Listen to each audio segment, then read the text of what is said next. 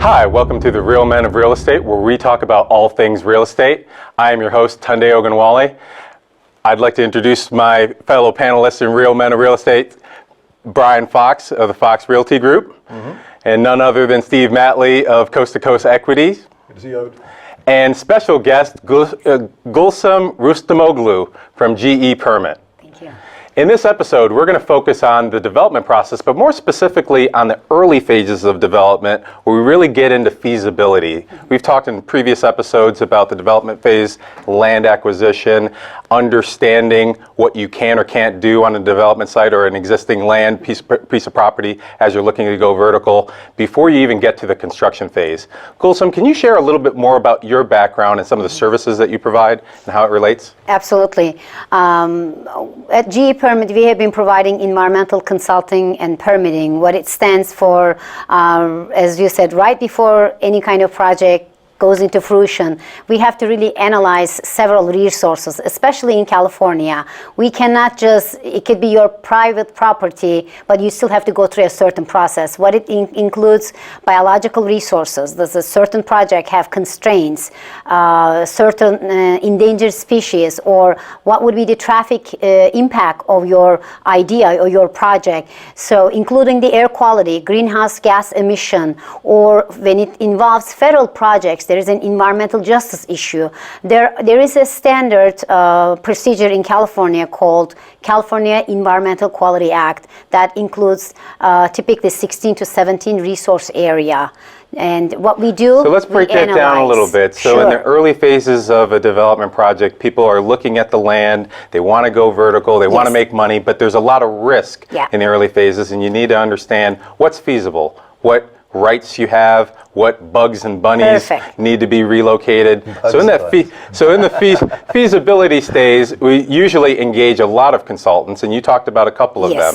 So can you highlight the differences from California and national requirements as it relates to some of the environmental requirements that are required? Absolutely.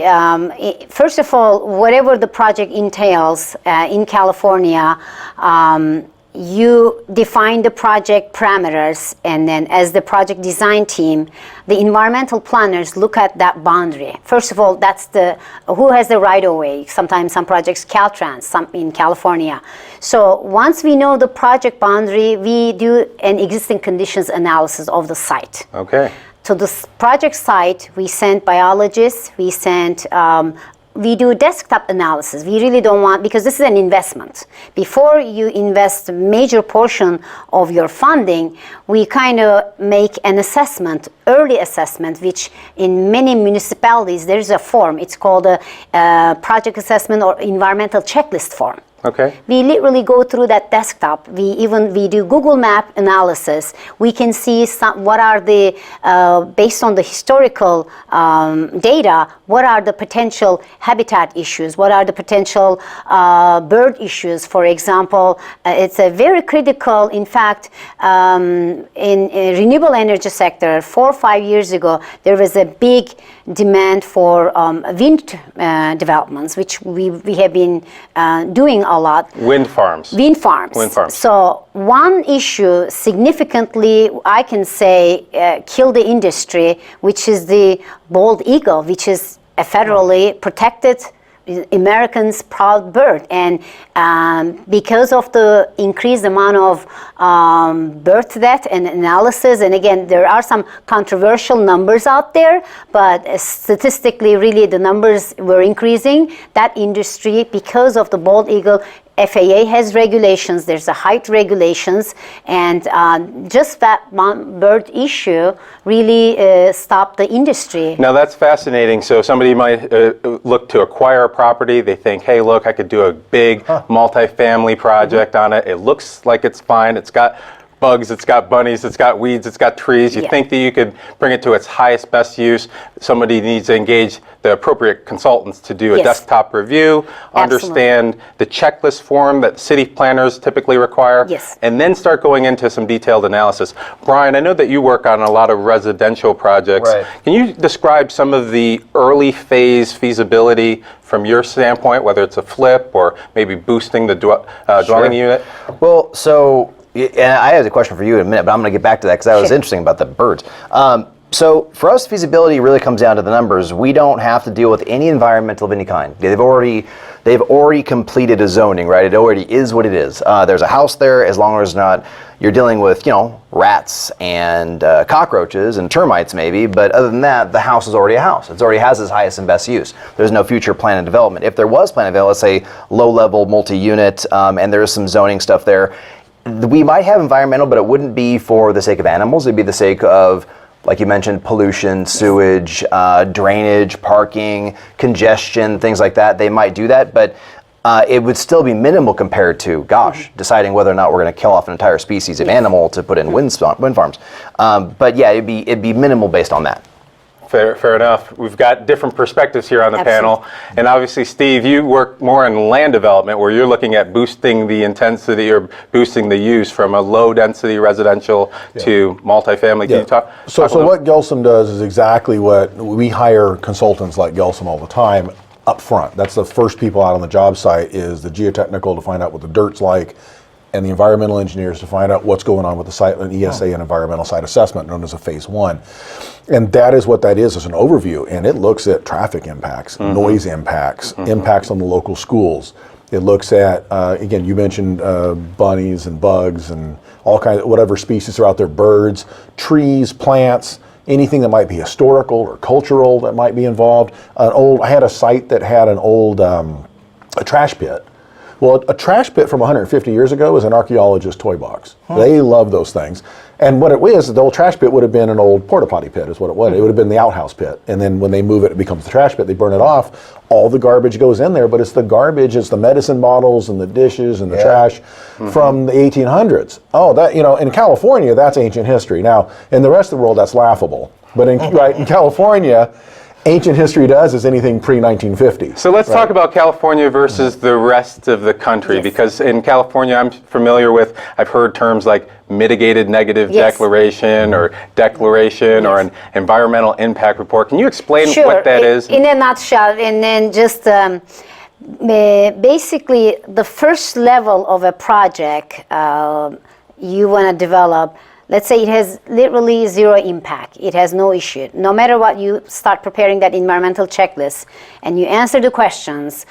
You really don't increase the density. You really stay within the zone. You're not making any zone changes. You are really a compatible use within the allowable land. And then at the end of that report, it concludes, okay, your project does not have any impact. It's called initial study, negative declarations. That is the best thing that any developer wants to have. If you say this is a neg deck, and those neg decks typically you can prepare, literally you can prepare in a week, 2 weeks, depending upon the complexity. But yeah, it's typically done in a month. But there is the procedural guidelines. You cannot just because you finish the checklist and it's a neg deck, there is a 30-day, there's still a process. But the negative declaration is the more favorable. Yes, and then absolutely. There's a continuum. In a couple, 30 seconds or so, can you share a little bit about the mitigated neg deck and how that's different than the EIR? Yes, so the secondary is you out of 16, 17 resource areas, there is traffic issues. You really have to develop some mitigation measures. Maybe you have to do some road improvements. Then that becomes mitigated, which means you are objectively disclosing, we're going to develop this project, but we know there's going to be some impacts, but these are our solutions. We're addressing the impacts, basically. And that gets the approval. Okay. So, and the last step is an environmental impact report, which could be a nightmare. It can take 2 to 3 years. It's minimum 500 pages to 1,000 pages. Basically a Bible. But those are very complex projects. And that's where the role of some firms like yours, where you really have the detail consultants who do the reviews, who are meeting with city planners, really explain what's needed in that environmental impact report before you can develop. So we're going to close on that thought and take a quick commercial break. But as you heard, we're on the Real Men of Real Estate, focused on development and feasibility. We're going to stop at this moment and come right back. We'll continue with more.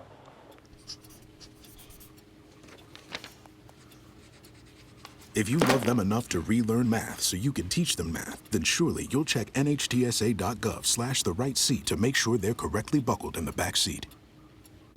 You made your house a reality. homeschooling yourself on loans, color-coding listings, and flushing every toilet in a 20-mile radius. If you can ace house hunting, you can do it for retirement. Get on track with tips at aceyourretirement.org.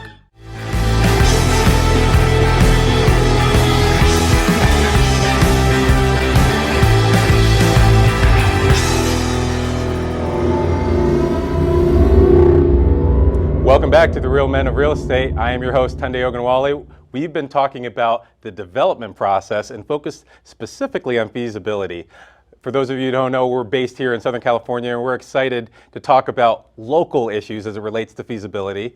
Gulsum, you were explaining before the break the difference between mitigated negative deck, a negative declaration, and an environmental impact report. I think there's some projects here locally that a lot of folks are excited about, Yes. and it relates to a famous golf course. You want to talk a little bit about Yes, absolutely. It's actually City of San Diego's projects, and we're very excited that in 2021, U.S. Open will be at the Torrey Pines, and because of that, we have been preparing both the north and south course improvements.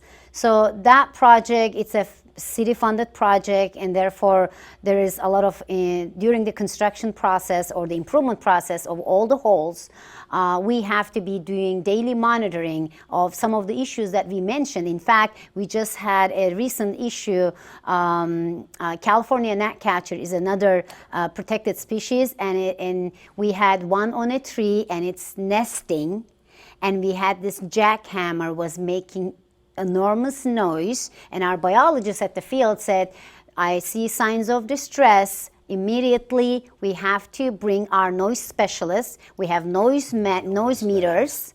Bugs and bunnies. Yes. You need to bring in So a you noise need to know specialist when for it a comes to special type of noise. bug. No, Bugs Bunny. You need Just to a know baby. when it comes to noise, the magic number is 65 decibel. If it is more than that, and again, there is a threshold up to 69, it's still allowable, but when it comes to the species, we want to make sure that it is not beyond that. And if it is, we have parameters of the preventive sound barriers, or some other on-site planning tools, and This is immediately. This is fascinating. The city of San Diego is renovating a couple holes in preparation for hosting a U.S. Open, and the condition of the construction needs to be managed during the construction process in order to be able to complete the work on time and make sure that you're in compliance with the California regulations, which is fascinating. And the magic number is actually their nesting period, March 1st, September 1st. So there's a window. Yes. February 1st to August 1st is the magic window, because you go 30 days either side. That's absolutely. So we had a project that we did up in Riverside, and there was, because you have to get either started or before nesting season or not start till afterwards. So it's breakneck to get your grading permit and get out there before February 15th and start moving dirt around before those birds have a chance to get in a nest. Oh my gosh. And that is something that you will actually spend a lot of extra money on to push things through. Yeah. Hire expediters, make things work to get that grading permit, start moving that dirt before February 15th. Which is, of course, the rainy season too. Fantastic. You don't want to be moving dirt. You actually point out a very good point. When we said feasibility, when we analyze all those 16, 17 issues, we also create a timeline. We say, if you start your project on such and such day and month, these are the certain species potential, and these are the time frame that you will not be able to do any work. So that, and then also the planning commission meetings, we create a comprehensive calendar, and we give you a picture. If you do this project within this timeline, you really have to stick to your project the way it is. And if you ever shift your project, it's like when we want to buy a house, all of a sudden our budget is out of the picture. So the same way, when you have this massive project, we want to make sure that you stick to the project as much as possible so that we can fit that And the timeline. context of this is to make sure that it's risk management, right? Environmental risk management while you're going through a development project. We often talk about how much money you make and how you can make it and what the risks are associated. The services that you're really talking about is managing the risks so you can complete your project on time. So think about missing that date, 6-month delay in construction and 6 months of carry on those loans And on this before you can start working. And on this example, it's a public agency, the city of San Diego, and they already have the tournament. The tournament's booked. Yes. The tournament's going to happen in 2019. You're not going to bump that by 6 months. 2021. Yeah. Yes. So it's fascinating. So it's a revenue source. So definitely we cannot keep the site closed, which is not, it's not closed. So we're still, operational. So within the course of construction, for the golfers who Yeah. want to play the south course, they've got to play a couple And different holes they while have they're good doing discounts. construction. That's it. They Do have they? good- yes. Okay, so that's Check good. We'll go. check the Yeah, city let's go. public site. It's a public information. So if the discount at Torrey Pines, it just costs an arm instead of an arm and a leg? Is that what you're saying? I don't know the details. I don't want to get in there. Oh my goodness. So this really highlights the things that can happen within those critical Yes. phases of feasibility and really diving into the environmental aspects. Are there any other examples that you wanted to highlight Yeah. for the viewing audience so they understand what's happening? I think it's very going to be very useful information. One of my first project, it was by Chula Vista, Port of San Diego. There was a power plant, Dynegy power plant. Do you remember that? So the reason I'm going to give this example, make sure when you develop a project, you add this sentence into your project description. So this was back in 2012, and again, environmental group, because of the water issues, they don't want this power plant, they want it to be demolition. So the Dynegy at the time, the owner and operator, they are willing to do it, but there is a process of environment, even to decommissioning and demolition of that power plant, they had to go through the same environmental process. So we went through this process, and what we were going to go through the entire environmental review process. It was going to take 2 years. 2 years just to go through the environmental So- review, Remove and abandon to plant. remove and abandon a power plant that everybody yeah, agrees that they don't yes. want anymore. However, so the Dynegy was they were saying that why do we need to go through this entire process back again?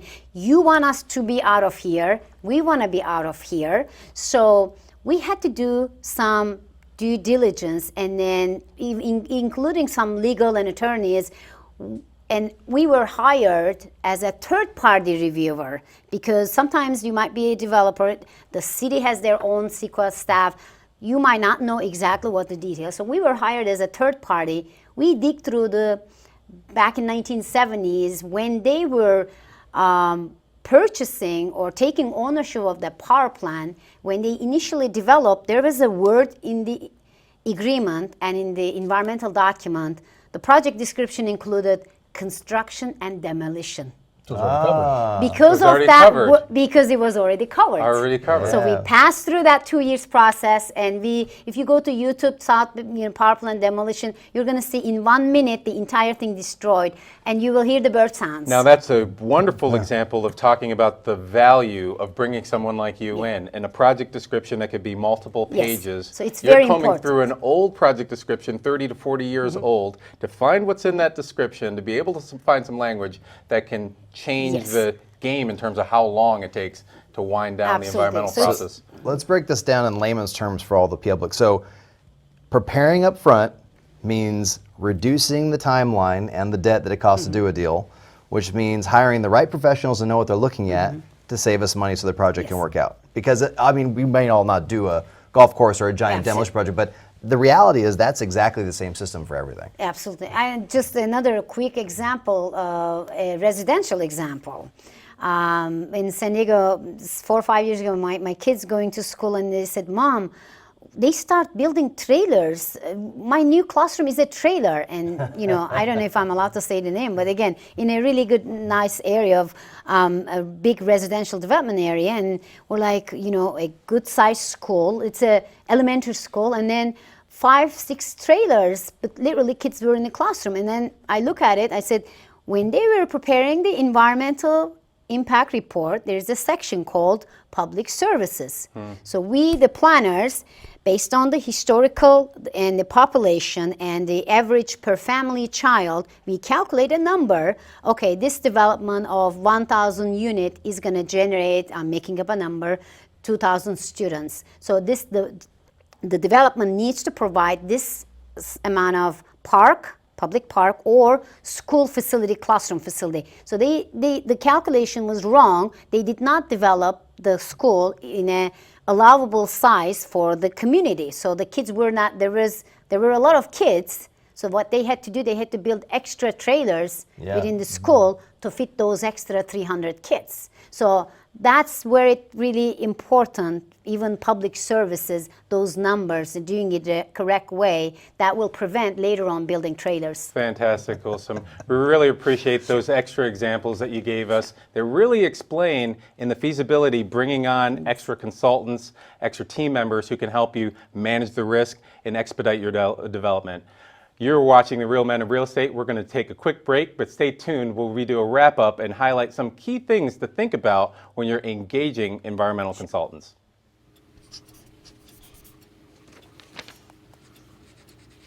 If you love them enough to relearn math so you can teach them math, then surely you'll check nhtsa.gov/the right seat to make sure they're correctly buckled in the back seat.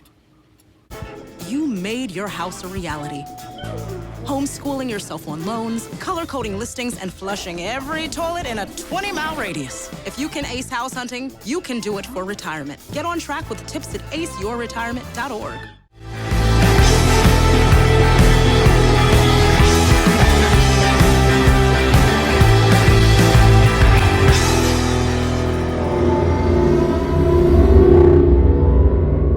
Welcome back to The Real Men of Real Estate. We are talking about the phases of development, and we focus primarily on feasibility and how to manage risk in the early phases of environmental due diligence, supporting those public and private owners. Gulsum, you shared a lot of great examples before the break. Can you talk a little bit more about the skills that one needs to have the right team members in place during that critical phase of development? Absolutely. We typically hire staff with engineering, environmental planning, city planning experience. But some of the key is communication and research skills, because we really have to dive into quite a lot of historical information and data. We also have to be very objective. This is one of the critical things. People sometimes confuse the terminologies, and I want to explain. We're environmental planners, and we have to be very objective, and there is a developer point of view, there is a municipality point of view, and we cannot interfere with our personal beliefs when we are evaluating projects' objectivity. So that really brings us to find out really skilled and politically savvy staff members. Those are significant attributes that you really highlighted. There's a difference between an environmentalist and an environmental planner, and the data-driven way that you go about doing that research is something that you look for. And then having the personalities. There are a lot of people who have perspectives on development, pro or anti-development. I've learned a lot just listening to you describe that, and I work on a lot of these development deals. Brian, I know this is a little bit different because it's not quite your high fastball, but I wanted to give you a couple. Well, oddly enough, so I started out on the banking side of this business first, and we did do commercial. And so I would be given these very large, thick files, and I'm looking through environmental reports and the feasibility schedule. So I was looking at that stuff way back when. I don't do it very much now, it's just not the calling of what I do. But I was interested to hear. So, but I'm one of those people that people bring me stuff. And they bring me stuff because inside of what I do, I'm also heavy on strategy and connecting. Yes. And so I never actually knew that the wind farm thing was a dud, because I still drive out to the desert on a consistent basis because we have business out there. And there's a forest of them. So I just simply assumed that they were still there.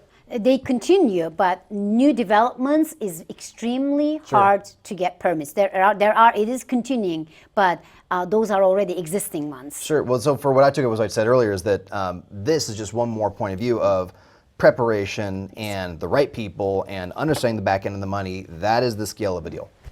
Fantastic. And Steve, you work on land development deals. You've worked on a lot of other projects.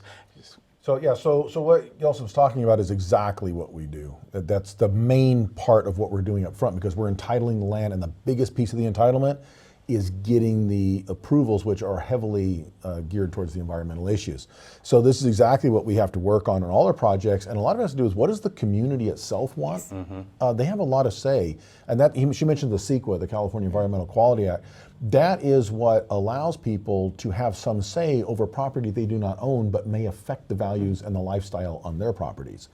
And that's why this is set up, and all this is done in public hearings, when all these are set up, the planning commission, that's It's a what your public planning, that's what your process. planning commission is A doing. lot of people are involved, and they can view online, or As they soon can as- be in the room, et cetera. But if you have a project and you have a developer, you have to look at these reports, and sometimes things will come back in reports that we've questioned.